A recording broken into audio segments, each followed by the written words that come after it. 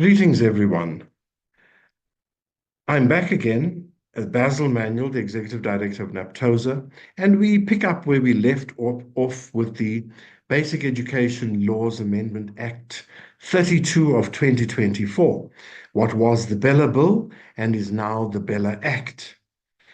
I know that, and I hope that most of you have seen the first video, and you have seen what we have covered within that first video. Today, we'll take you through another section, and hopefully, by doing this, we are going to take you through certain parts that are really, really important and speak to you.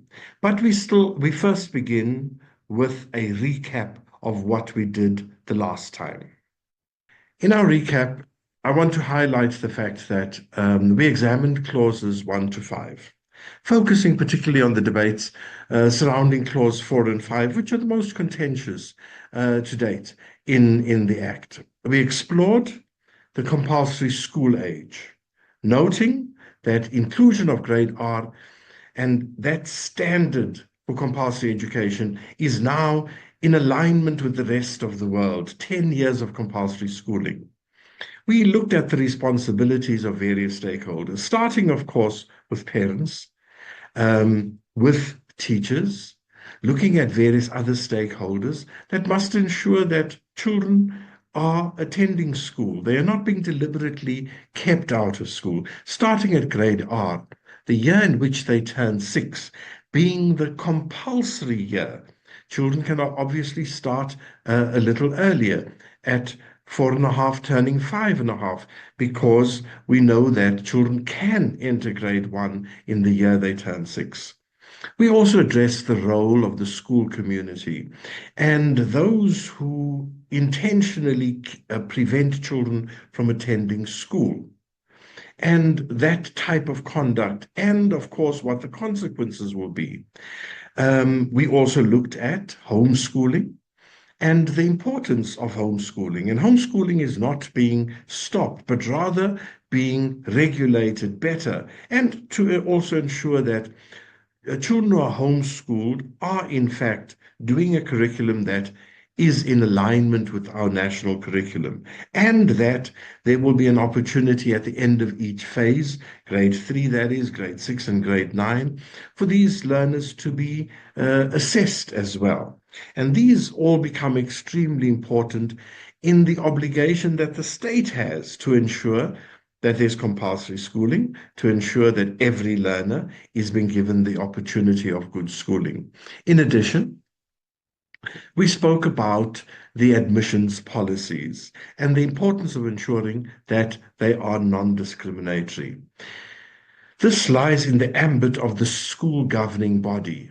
They are responsible for this, and they are responsible for keeping this within the confines of the Constitution and relevant laws. If you step outside of that, of course, it is going to result in some intervention or the other. The head of the department, as a result of the province, retains final authority over the admissions policy, but it's not carte blanche. There has to be consultation with the governing body. There must be a discussion about various things. Now, clauses 4 and 5, as I've already said, are the contentious ones, and these were the two clauses that have been suspended from implementation by the president for 3 months. We are not quite sure yet of the process that we will follow to either participate in the discussion or have some say in what the changes may be that people are thinking there should be. But the Act also stipulates that the language policy must be submitted to the head of department for approval. The HOD retains the right to recommend changes, but once again, not unilaterally. There is this impression created that there is carte blanche. There isn't. The SGB, the school, the parents, and the community must be consulted. So there are a lot of rules that apply to the education department as well as to the school. Whilst the HOD retains final authority over admissions and the language policy. The policies must, in the first instance, serve the best interest of the child and, of course, not discriminate in any way. Now, I sincerely hope that you have listened to the first video. It has been of some value, and today we will move a little further. In part two, we will discuss the significance of the code of conduct, disciplinary procedures, the abolishment of corporal punishment, which, by the way, is nothing new, its updated definition. Corporal punishment has an updated definition, and it is important that we pay attention to that, and the prohibition of initiation practices. There is a worrisome trend within the country when it comes to discipline. We find all too often that people still rely on corporal punishment. Corporal punishment is not permitted. Even if the parent gives you permission, it is still not permitted because the parent can't give permission for something like that. So let's look at our code of conduct first of all. The amendment to the Act brings certain other features into the code of conduct. First of all, it is still the governing body's responsibility, and the governing body must create a code of conduct for learners in consultation with learners, particularly in the secondary schools, in consultation with parents.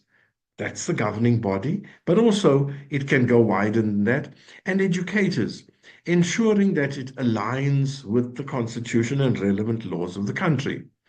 Now, let's be careful. Let's just look at what is the purpose of the Code of Conduct. It should promote a disciplined and purposeful school environment aimed at improving education, whilst considering the learner's cultural, religious, medical needs. It can't ignore those important things.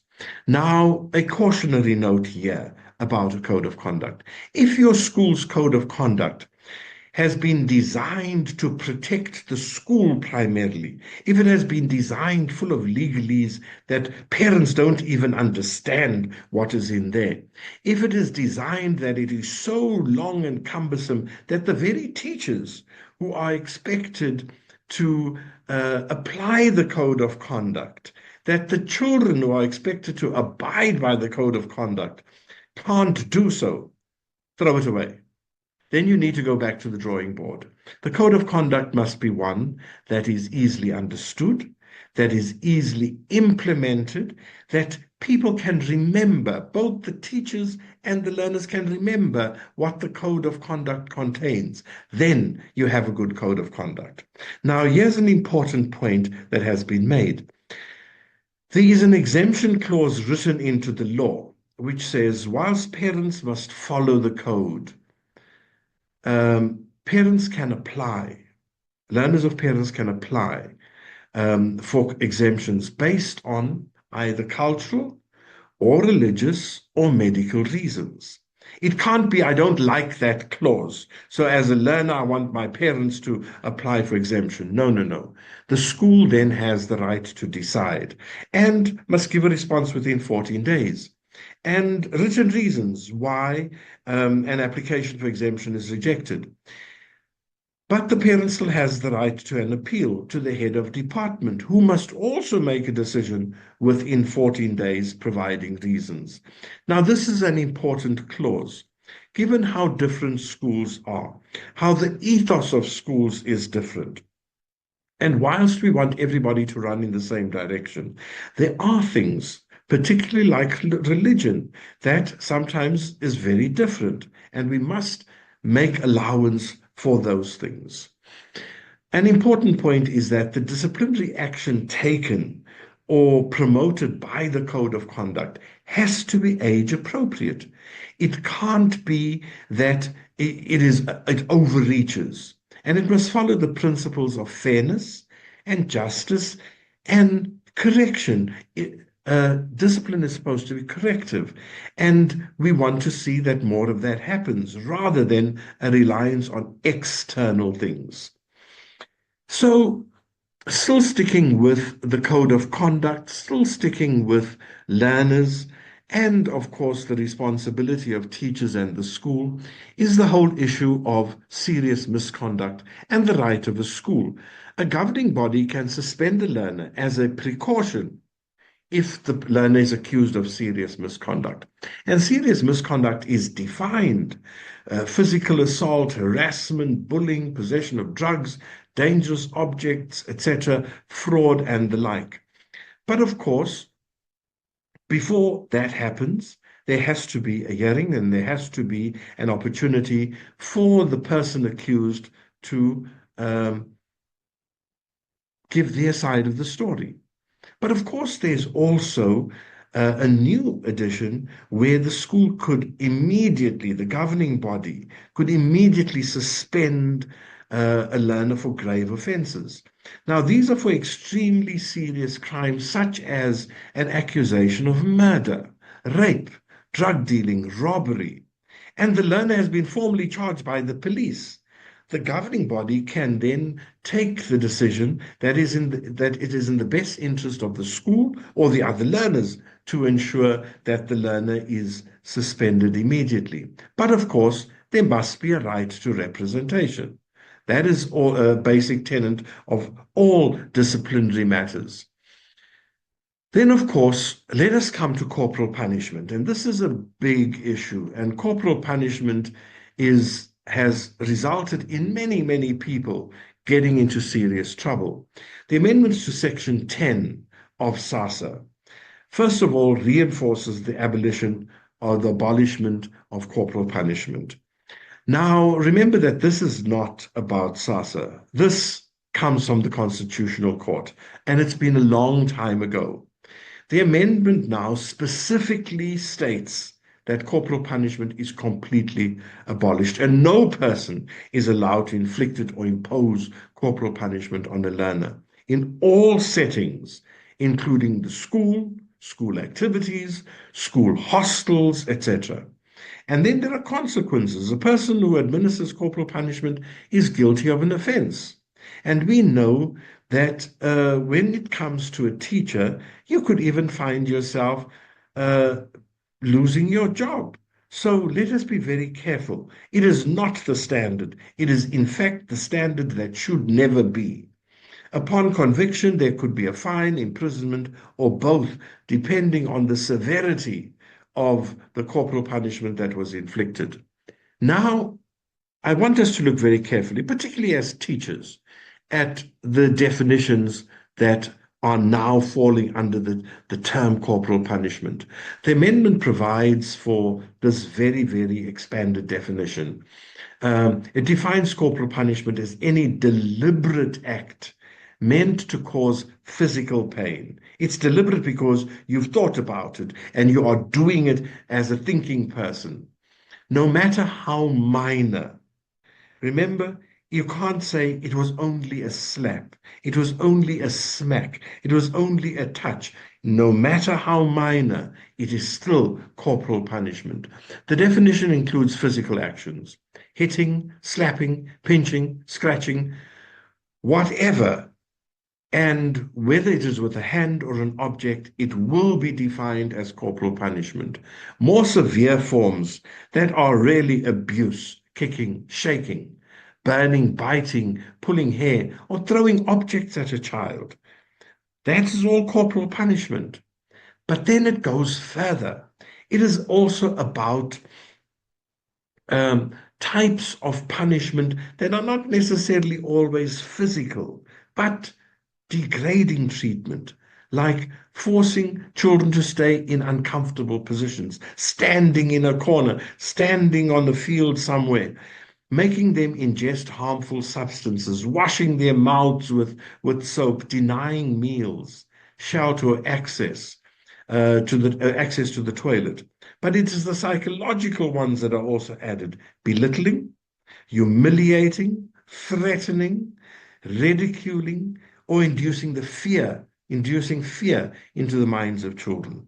Now, teachers, look at this expanded definition and say to yourself, I need to find other ways to discipline because this is not discipline. Rather, it creates resentment and it results in more problems later for yourself first, and then, of course, also for others. Then there's this whole issue of initiation, which is not only to boarding schools and hostels and the like, but it is also prohibited. Section 10A emphasizes that no person may conduct or participate. You can't say I only participated. You may not participate in initiation practices. This applies not only to the school premises, but also school activities and hostels. Initiation practices are defined as any activity that could subject a learner to humiliation, harm, or danger under the guise of saying, this is the initiation to welcome you into the group. That is not permitted. In essence, the amendment reinforces the protection of learners' dignity and physical and psychological well-being, aiming at creating safer school and school environments. That, for now, brings us to the end of this. We've kept it deliberately shorter because it is such an important section that impacts on so many people. Every parent, primarily every child, and definitely every teacher. And this is what we are saying to you. Please know this. Please be part of the drafting of that code of conduct, so that you know that the right things are in there. Be proactive and seek out those workshops, those courses that NAPTOSA runs every now and again that talks to alternatives to corporal punishment. Read. You get PDI points for this as well. Read about alternatives to corporal punishment, because that is what is going to keep not only the child, primarily the child, but also the teacher safer. Thank you for now, and we will conclude with our third video in a day or two's time. Thank you and goodbye.